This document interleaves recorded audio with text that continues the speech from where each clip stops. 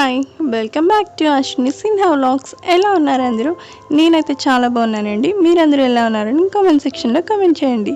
So ఈ వీడియోలో వచ్చేసి మీరు శ్రావణ శుక్రవారం లాస్ట్ వారం కదండి ఇది. సో ఈ వ్లాగ్ని మీతో షేర్ చేసుకోవాలనుకుంటున్నాను.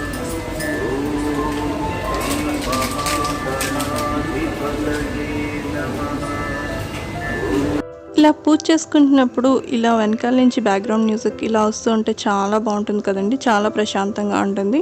నాకైతే బేసిక్గా ఇష్టం. సో ఇలా పెట్టుకొని మార్నింగ్ పూజ చేసుకోవడం అంటే చాలా బాగుంటుంది. అండ్ నేను ఇక్కడ వచ్చేసి ప్రసాదం చేస్తున్నానండి. మనం ఉప్మా నూక ఉంటుంది కదా, ఉప్మా రవ్వతో ప్రసాదం చేస్తున్నాను. చాలా తక్కువ చేస్తున్నానండి మార్నింగ్ ప్రసాదం కింద. అండ్ ఇది అందరికీ తెలిసిందే. సో రెసిపీ నేను షేర్ చేయట్లేదు ఎవరికి, జస్ట్ నార్మల్గా క్లిప్స్ యాడ్ చేశాను అంతే. అండ్ ఇది చాలా టేస్టీగా ఉంటుందండి. ఎవరైనా ఇప్పుడు ట్రై చేయకపోతే ట్రై చేయండి. అండ్ అమ్మవారికి చామంతి పూలు అంటే చాలా ఇష్టం కదండి. చూసారు కదా, చూస్తుంటే ఏదో ఒరిజినల్ ఫ్లవర్లా అనిపించట్లేదు, ఆర్టిఫిషియల్లా అనిపించింది. అందుకే మీ అందరితో షేర్ చేయాలనుకున్నాను, అందుకే చూపిస్తున్నాను. అండ్ ఇక్కడ వచ్చేసి నేను నా పూజ స్టార్ట్ చేస్తానండి. సో మీరందరూ మీ పూజ ఎలా చేసుకున్నారు ఏంటి అనేది నాకు కామెంట్ సెక్షన్లో కామెంట్ చేయండి. ఇక్కడైతే మేము చాలా సింపుల్గానే పూజ చేసుకుంటున్నాం అండి. ఎందుకంటే ఆల్రెడీ మేము పూజ సెకండ్ వీక్లో చేసేసాము. అండ్ ఇప్పుడు ఏంటంటే నార్మల్గా ప్రసాదం చేసుకొని దీపం పెట్టుకొని దండం పెట్టుకుంటున్నాం అంతే.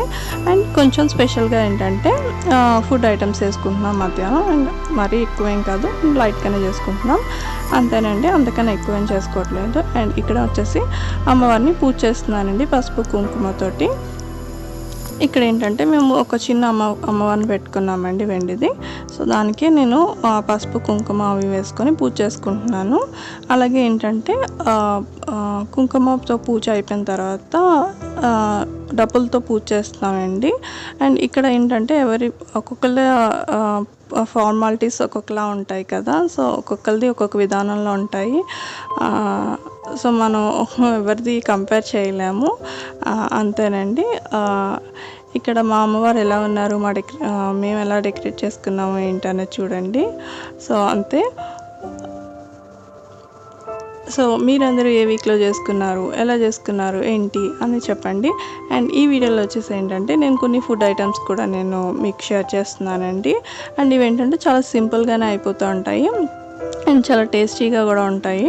సో ఇవన్నీ కూడా మీకు చూసేయండి ఈ వీడియోలో.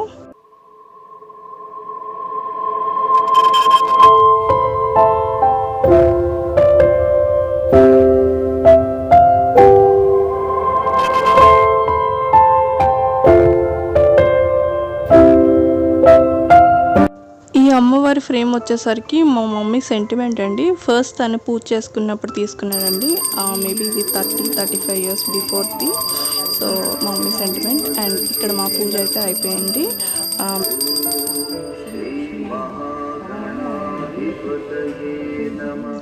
మేము ఇక్కడ అమ్మవారికి హారతి ఇచ్చేసామండి. అలాగే మీరు కూడా హారతి తీసుకోండి. ఈరోజు రెసిపీస్ వచ్చేసి చింతపండు పులిహోర అండి. ఇది చాలా టేస్టీగా ఉంటుంది. అండ్ అలాగే ఇది గుత్తి దొండకాయ అండి. మనం గుత్తి వంకాయ వండుకుంటాం కదా, సేమ్ ప్రాసెస్ అలాగే ఉంటుంది, కానీ టేస్ట్ అయితే ఆసమ్గా ఉంటుంది. దీన్ని గుత్తి దొండకాయ అనొచ్చు, లేకపోతే మసాలా దొండకాయ అని అనొచ్చు. అలాగే స్వీట్ మార్నింగ్ చేసుకున్నాం కదా అది. అండ్ ఈ 2 రెసిపీస్ అయితే మీకు షేర్ చేయాలనుకుంటున్నాను. అండ్ ముందు ఏంటంటే ఉల్లిపాయలు ఉంటాయి కదండి, మసాలా కట్ చేసుకొని అందులో కొంచెం కారం వేసుకున్నాను. ఇవన్నీ కూడా మనం మిక్సీ పట్టుకోవాలండి. అలాగే ఒక 1 tablespoon ginger garlic paste వేసుకున్నాను. అలాగే ఇక్కడ ధనియాల పొడి వేసుకుంటున్నాను. అలాగే గరం మసాలా కూడా వేసుకున్నాను. ఇవన్నీ ఏంటంటే మనం మిక్సీ పట్టుకోవాలి. దీన్ని మనం మసాలా చేసుకుంటున్నాం కదా అది. సో ఇందులోనే నేను కొంచెం సాల్ట్ కూడా యాడ్ చేస్తానండి. ఇది కొంచెం మసాలా చేసుకొని గ్రైండ్ చేసుకొని పక్కన పెట్టుకోవాలి. అండ్ నేను ఇక్కడ ఏంటంటే దొండకాయలు తీసుకొని మనం వంకాయని ఎలా అయితే 4 సైడ్స్ కట్ చేసుకుంటాం కదా, అలాగే వీటిని కూడా కట్ చేసుకొని పక్కన పెట్టుకున్నామండి. ఇక్కడ ఏంటంటే ఆయిల్ కొంచెం తీసుకొని ఫ్రై చేసుకోవడానికి పెట్టుకున్నాను. ఇప్పుడు ఏంటంటే ఇప్పుడు చూస్తున్నారు కదా, నేను ఈ గ్రేవీ అన్నది అంటే లైక్ ఈ మసాలా ఏంటంటే మరీ ఎక్కువ పెట్టకూడదండి. ఎందుకంటే మనకు బయటకు వచ్చేస్తుంది. సో అందుకని చెప్పేసి ఏంటంటే లైట్గానే పెట్టుకుంటూ ఉండాలి. పెట్టుకొని ఇలా ఆయిల్లో డీప్ ఫ్రై చేసుకోవాలండి. చూసారు కదా, సారీ డీప్ ఫ్రై కాదు, నార్మల్ ఫ్రైయే, షాలో ఫ్రై అంటారు కదా, అలా చేసుకోవాలి. చూసారు కదా, ఇది ఇంకోటి పెట్టుకుంటున్నాను. చెప్పాను కదా మరీ ఎక్కువ పెట్టుకోకూడదండి, మసాలా బయటకు వచ్చేస్తుంది. సో కొంచెం జాగ్రత్తగా పెట్టుకుంటే మనకి బయటికి రాకుండా బాగుంటుంది టేస్ట్ అయితే ఇది. సో ఇలా ఒక్కొక్కటి పెట్టుకొని అన్నీ కూడా ఆయిల్లో వేసుకొని ఫ్రై చేసుకోవాలి, కుక్ చేసుకోవాలండి ఆయిల్లోనే. ఇదేంటంటే మనకి దొండకాయ మొత్తం మ్యాక్సిమం ఒక 80% కుక్ అయిపోవాలండి. ఒక సైడ్ కుక్ అయిపోయిన తర్వాత మనం రెండో సైడ్ కూడా ఫ్లిప్ చేసుకొని రెండో సైడ్ కూడా బాగా కుక్ చేసుకోవాలి. చూసారు కదా, ఇలా అన్నీ కూడా నేను ఫిల్ చేసుకొని లోపల స్టఫింగ్ ఫిల్ చేసుకొని ఒక్కొక్కటి ఆయిల్లో వేసుకొని ఫ్రై చేసుకొని కుక్ చేసుకుంటున్నానండి. మనకి ఈజీగా తెలిసిపోతుందండి కుక్ అయిపోయిన తర్వాత, వీటి కలర్ అండ్ అవన్నీ మారిపోతాయి కదా. సో ఇలా మనం మూత పెట్టుకొని కుక్ చేసుకుంటే తొందరగా అయిపోతుంది. చూసారు కదా, ఇలా అయిపోయింది. నేను మధ్యలో ఫ్లిప్ చేసుకున్నాను. సో ఇలా అయిపోయిన తర్వాత వీటిని తీసేసి పక్కన పెట్టుకోవాలి. ఇప్పుడు అదే సేమ్ కళాయిలో ఆయిల్లోనే నేను లెఫ్ట్ ఓవర్ మసాలా ఉంది కదండి, అది వేసుకున్నాను.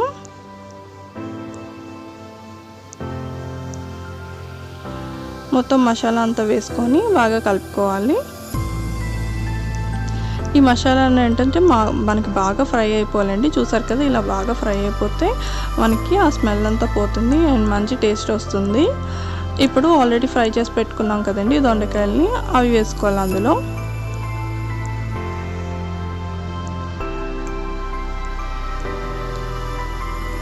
ఇవన్నీ వేసుకున్న తర్వాత ఒకసారి బాగా కలుపుకోవాలి. ఇదేంటంటే కొంచెం ఆయిల్ ఎక్కువే లాగుతుందండి, ఎందుకంటే మనం ఆయిల్లోనే డీప్ ఫ్రై చేస్తాం కదా దొండకాయల్ని. అండ్ అలాగే మసాలా కూడా వేపినప్పుడు కూడా ఆయిల్ కొంచెం ఎక్కువ లాగుతుంది.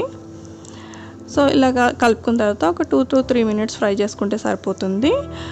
మనం ఇలా కూడా తినొచ్చండి, ఇది కూడా చాలా టేస్టీగా ఉంటుంది. నేను పప్పుచారులోకి వాటిలోకి ఇలా తింటే చాలా బాగుంటుంది. ఇలా కూడా ట్రై చేయండి. కానీ నేను ఇప్పుడు పులిహోరలోకి చేస్తున్నాను కదా అండ్ మసాలా గ్రేవీ అన్నాను కాబట్టి, సో ఆబ్వియస్లీ ఏంటంటే మనం ఇందులో చింతపండు వాటర్ వేసుకుంటాము. చింతపండు ఆల్రెడీ నానబెట్టుకున్నానండి. వాటర్ తీసుకొని ఇప్పుడు స్ట్రెయిన్ చేసుకొని వాటర్ అందులో వేసుకుంటున్నాను. మరీ ఎక్కువ వేసుకోవట్లేదండి, మనకి గ్రేవీ ఎంత కావాలో అంత వేసుకుంటున్నాము. చింతపండు వేయడం వల్ల ఏంటంటే మనకు ఒక డిఫరెంట్ టేస్ట్ వస్తుందండి. ఎప్పుడన్నా కూడా మీరు వంకాయ కన్నా కూడా సేమ్ ప్రాసెస్ ఫాలో అవ్వండి, చాలా టేస్టీగా ఉంటుంది. మనం చింతపండు పులుసు వేసుకుంటే అండ్ ఇలా వేసుకొని మనం బాగా కుక్ చేసుకోవాలండి. చింతపండు మొత్తం బాగా కుక్ అయ్యేలాగా వాటర్. చూసారు కదా, మనకి ఆయిల్ పైకి తేలుతుంది. ఇలా అయినప్పుడు మనకి రెడీ అయిపోయినట్టే. ఇప్పుడు నేను ఏం చేశానంటే కోకోనట్ ఉంటుంది కదండి, కొబ్బరి, దాన్ని గ్రైండ్ చేసుకొని ఆ పేస్ట్ నేను వేసుకుంటున్నాను. అక్కడ ఒక 5 minutesలో దించేసుకుంటాను అన్నప్పుడు అది వేసుకొని ఒకసారి బాగా కలుపుకొని ఒక 2 minutes కుక్ చేసుకుంటే సరిపోతుందండి, అందుకని ఎక్కువ అవసరం లేదు. అండ్ స్టవ్ ఆఫ్ చేసుకుంటే అయిపోయింది, కూర రెడీ అయిపోయింది. ఇప్పుడు నేను ఏం చేస్తున్నానంటే చింతపండు పులిహోర చేస్తున్నానండి. దీనికి ఏంటంటే ఆబ్వియస్లీ అందరికీ పులిహోర తెలుసు కదా, మనం తాలింపు సామాన్లు వేసుకుంటాం, లైక్ ఆవాలు, మినపప్పు, శనగపప్పు అండ్ పల్లీలు వేసుకుంటాం కదా, అలాగే అల్లం వేసుకుంటున్నాను. ఇవి కొంచెం ఫ్రై అయిన తర్వాత పచ్చిమిర్చి, ఎండుమిర్చి, ఇంకా కరివేపాకు వేసుకొని బాగా ఫ్రై చేసుకుంటున్నాను.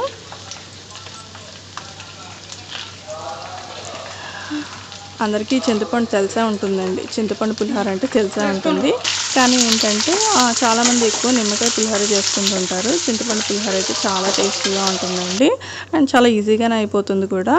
ఇక్కడ నేను ఏంటంటే ఆల్రెడీ 1/2 hour ముందు చింతపండు కొంచెం వాటరే వేసుకోవాలండి. ఇక్కడ చాలా కొంచెం వాటరే వేసుకోవాలి. వేసుకొని నానబెట్టుకున్నాను కదా, దాన్ని ఏంటంటే ఇలా బాగా పిసుక్కోవాలండి. ఇలా బాగా పిసికితే ఏమవుతుందంటే మనకి పల్ప్ అనేది బయటకు వచ్చేస్తుంది. చూసారు కదా, ఇలా పల్ప్ అంతా కూడా చింతపండు నుంచి తీసుకొని ఈ పల్ప్ని మనం తాలింపులో వేసుకోవాలి. వేసుకొని కొంచెం వాటర్ వేసుకొని బాగా కుక్ చేసుకోవాలండి. ఈ చింతపండు అంతా కూడా బాగా కుక్ అయిపోవాలి. ఇందులోని కుక్ అయిపోతే మనకి వాటర్ అంతా ఎవాపరేట్ అయిపోయి బాగా దగ్గరికి అయిపోతుంది. ఇప్పుడు ఇంట్లో మనం రైస్లోకి ఎంతైతే సాల్ట్ అవసరం అవుతుందో అంత సాల్ట్ ఇందులో వేసుకుంటాము. వేసుకొని బాగా కలుపుకోవాలండి. చూసారు కదా, మనకి ఆయిల్ ఇలా పైకి తేలుతున్న తర్వాత ఇప్పుడు నేను కొంచెం 1/2 tablespoon షుగర్ వేసానండి. షుగర్ వేస్తే చాలా టేస్ట్ ఉంటుంది. అండ్ చూసారు కదా, దీన్ని బాగా కుక్ చేసుకోవాలండి. ఈ కుకింగ్లోనే ఉంటుంది మనకి టేస్ట్ అంతా కూడా. చూసారు కదా, ఇప్పుడు కలర్ మారిపోయింది అండ్ ఆయిల్ కూడా బయటకు తేలుతుంది. మనకి ఇది బాగా కుక్ అయిపోయినట్టే. ఇప్పుడు నేను రైస్ ఆల్రెడీ తీసుకొని పక్కన పెట్టుకున్నానండి, చల్లార్చుకుంటున్నాను. ఇందులో నేను ఆల్రెడీ కొంచెం పసుపు వేసాను. సో ఇప్పుడు ఏంటంటే ఆల్రెడీ ఫ్రై చేసుకున్న తాలింపు ఉంది కదండి, అది అందులో వేసుకొని బాగా మిక్స్ చేసుకుంటే మన పులిహోర రెడీ అయిపోతుందండి. సో ఇక్కడ ఏంటంటే నాకు నాకు ఎప్పుడు పులిహోర చేసినా కూడా నాకు హ్యాండ్తో మిక్స్ చేస్తేనే పులిహోర టేస్ట్ ఉంటుందని అనిపిస్తుంది. ఎందుకు నాకు గరిటతో వాటితో మిక్స్ చేయడం నాకు నచ్చదండి. అలాగే నాకు కలపడం కూడా సరిగ్గా రాదు పులిహోర దాంతో. అందుకే నేను చేత్తోనే మ్యాక్సిమం కలుపుతాను అండ్ టేస్ట్ కూడా అవసరంగా ఉంటుంది చేత్తో కలిపితే. సో మన పులిహోర రెడీ అయిపోయిందండి. చింతపండు ఇంకా కొంచెం డార్క్ కలర్లో ఉంటే కలర్ బాగా వస్తుంది. ఇది మా దగ్గర ఉన్నది ఇప్పుడు కొంచెం లైట్ కలర్లో ఉంది, అందుకే కొంచెం కలర్ తక్కువగా ఉంది. బట్ టేస్ట్ అయితే మాత్రం పర్ఫెక్ట్గా ఉంది. అండ్ ఈ శ్రావణ శుక్రవారం మాది ఇలా జరిగిందండి. మీది ఎలా జరిగింది అనేది మాకు కామెంట్ సెక్షన్ చేయండి. అలాగే ఏమేమి వెరైటీస్ చేసుకున్నారో కూడా మాకు చెప్పండి.